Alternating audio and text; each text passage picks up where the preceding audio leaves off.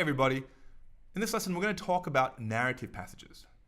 Now, narrative passages kind of split the crowd. Some people like them, some people hate them. And the reason why people usually hate them is because they use sometimes language which is not familiar to us, especially the 19th century or the early 20th century type passages. But we're going to use a method today that hopefully will allow us to focus better on the passage, regardless of the language itself. So this is a method. The method I'd like you to use is the WWW method. Okay, it's the who, the what, and the why.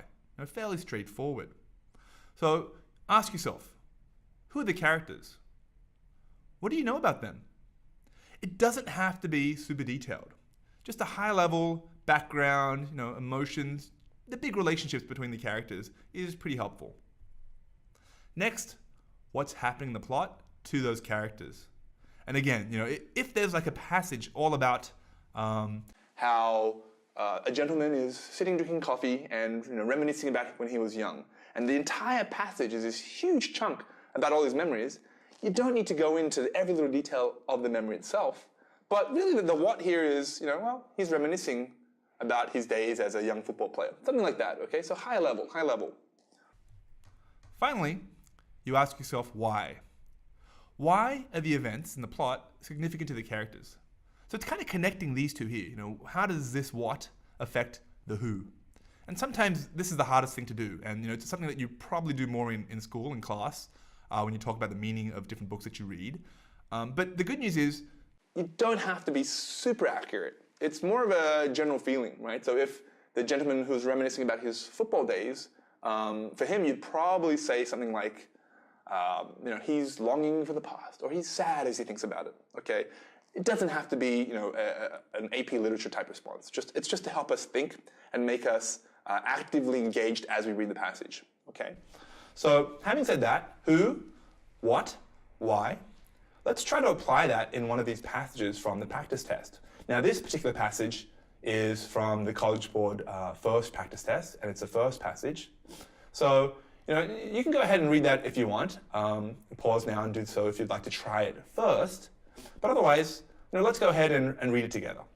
Okay, so before we begin reading the passage, do you remember what you're supposed to do? If you said read the preface, you'd be correct. The preface is a huge clue as to what the passage is about. And in this case, by reading the preface, we learn that Chie and her daughter Naomi are Japanese nobles. So it helps us fill in the who very well.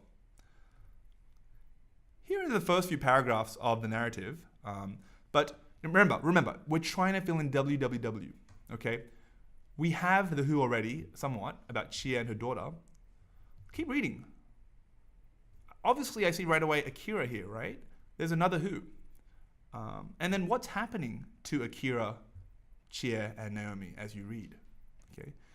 I'm not going to repeat this again, but in future, just if you need time, remember, just go ahead and pause to read it on the paper, to read it on the screen if you need to, and when you're ready, just press play again. So I'm assuming now that you've done that, and we've learned that there's an extra character.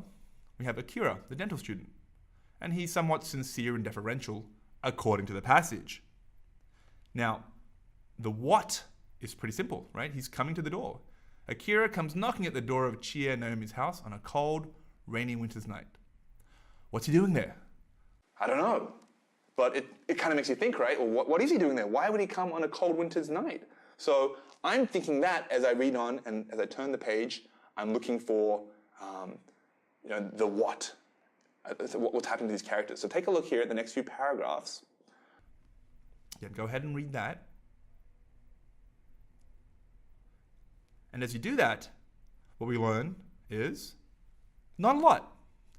All those details are really helping with the characterization of Akira and Chie, but the main point that comes out is Akira wants to marry Naomi. That's it. So all these paragraphs, it's a lot of detail. Do you need to understand all that detail right away? No. If you know that Akira wants to marry Naomi, you're halfway there. And then if you need to go back and read those details, you can, right? But you know where to look for those details. Okay, let's keep going. So here's the next one. Go ahead and read that.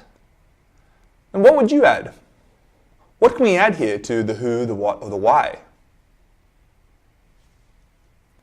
Personally, I've added this line here, which is, Akira is determined to marry Naomi, Chie is shocked by the request, and Naomi wants to marry Akira. Right? So we're really feeling, we're really seeing here from the characters' perspectives, from each of those characters. Okay? Okay, so we're almost there. We're heading into the final paragraph now, or the final paragraphs, I should say. And you go ahead and read it out.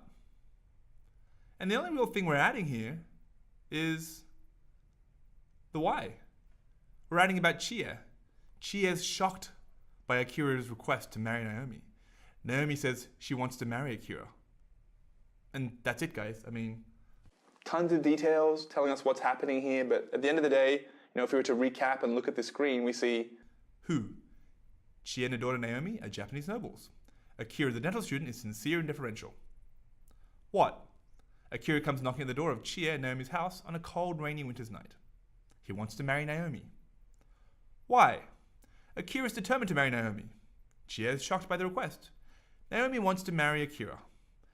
Now, that's it. And if you go ahead and go to the questions, you can answer come back to the passage. But the key final step that I really want to emphasize here is you do want to somewhat group the passage into sections so you know where to look. Okay, so you see these colors right here.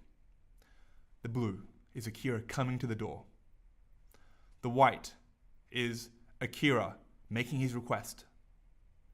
The green is after Akira's left, the reaction between Chie and Naomi. So if I were to go back into the questions and it tells me, hey, what happens when Akira asks Chie for Naomi's hand in marriage? I would go right to the white passage, right? So it gives me that kind of a key or a map to know where to look for things, okay? So you want to make sure that you do this kind of passage breakdown. So to review, what do you want to do when you read narrative passages? Use the WWW method. That's hard to say. The WWW method. Let's just call it the dub method. A little bit easier to say. Hard for me to say. Okay. So it's the who, the what, the why. You think. You read actively. It engages you. It makes you think about what you're reading. As a final step, you group the passage into sections so that you can easily find the information that you need. Okay. So that's how you read narrative passages. Keep watching the lessons, and we can learn how to read two passage sections, as well as the questions and the answers.